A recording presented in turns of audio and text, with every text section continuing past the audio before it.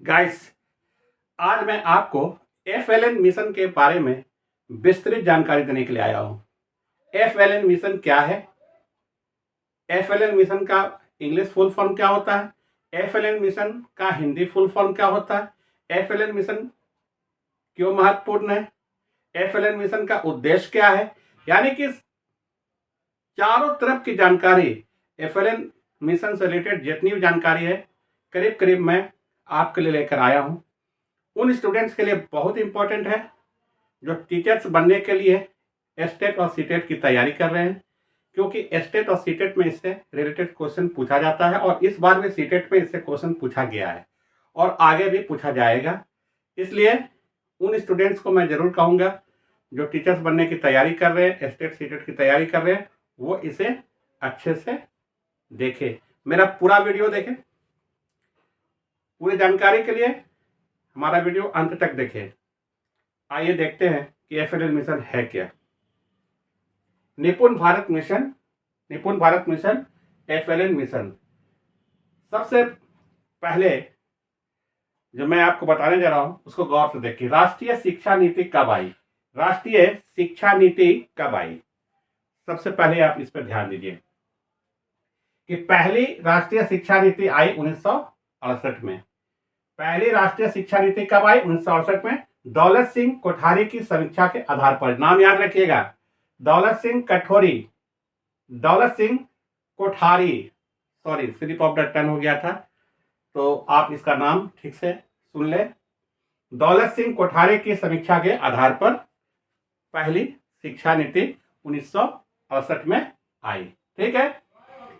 दूसरी राष्ट्रीय शिक्षा नीति, पहली राष्ट्रीय शिक्षा नीति तो 1968 में आई दौलत सिंह कोठारी की समीक्षा के आधार पर। दूसरी राष्ट्रीय शिक्षा नीति आई 1986 में।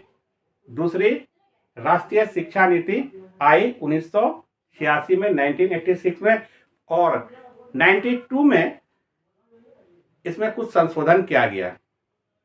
ठीक है।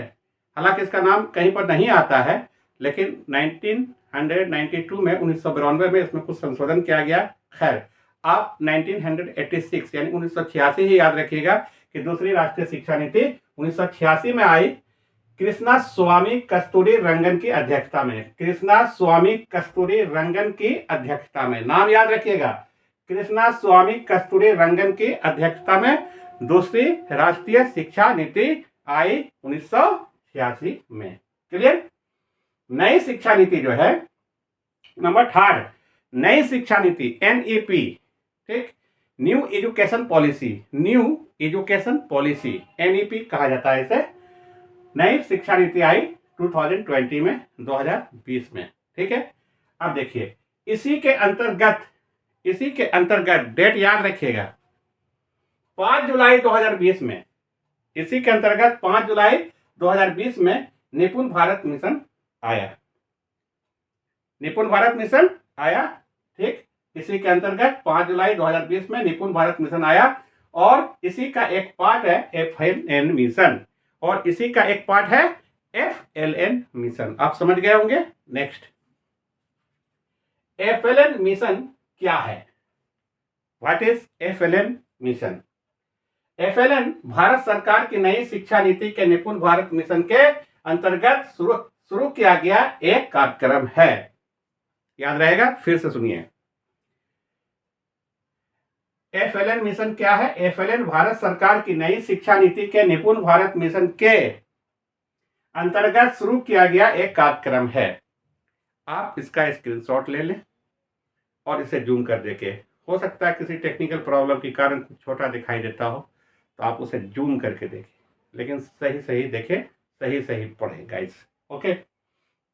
अब देखिए, एफएलएन का फुल फॉर्म क्या होता है? इंग्लिश फुल फॉर्म एफएलएन का क्या होता है? देखिए, foundational literacy and numeracy. FLN का फुल फॉर्म होता है फाउंडेशनल लिटरेसी एंड न्यूमेरेसी। और एफएलएन का हिंदी फुल फॉर्म क्या होता है वो भी देख ले, मूलभूत साक्षरता और संख्यात्मकता। एफएलएन का हिंदी फुल फॉर्म क्या होता है? मूलभूत साक्षरता और संख्यात्मकता। ठीक है। नेक्स्ट, एफएलएन का मुख्य उद्देश्य क्या है, जो इसका उद्देश्य है एफएलएन का वो क्या है, उद्देश्य तो होता है ना। आप देखिए एफएलएन का मुख्य उद्देश्य है कि 3 से 9 साल के बच्चों को अच्छी तरह से लिखने और पढ़ने के लिए सिखाना और उसका समग्र विकास करना,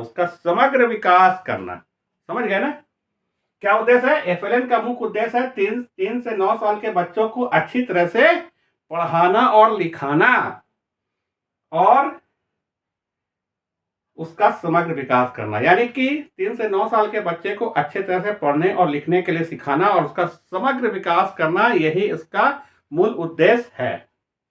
अब जो कुछ नोट कराया है उसे ध्यान से देखिए कि इसमें कितना खर्च पड़ सकता है। देखिए राज्य नोट कराया, जो इसको देखिए नोट, राज्य और केंद्र शासित प्रदेशों ने मिलकर समग्र शिक्षा योजना के तहत 2688.18 करोड़ रुपये प्रदान करने की मंजूरी दी है, यानी इतना खर्च पड़ सकता है। ये आप डेटा को याद रखिएगा खर्च के, कि राज्य और केंद्र शासित प्रदेशों ने मिलकर समग्र शिक्षा योजना के तहत 2688.18 करोड़ 2688.18 करोड़ रुपये, समझ गया ना, प्रदान करने की मंजूरी दी है। तो गाइस मुझे उम्मीद है कि आपको हमारा वीडियो पसंद आया होगा। अगर आपको हमारा वीडियो पसंद आया, अच्छा लगा हो, तो देरी मत करें, ज़्यादा ज़्यादा लाइक करें, शेयर करें, कमेंट करें, फॉलो करें और हाँ सब्सक्राइब करके बेल आइकन दबाना नहीं भूलें, ताकि आपको आगे का भी नोटिफिकेशन मिलता रहे और घर बैठे आपको नई नई जानकारियां मिलती रहे। Wish you all the best my dear students, take care you, bye.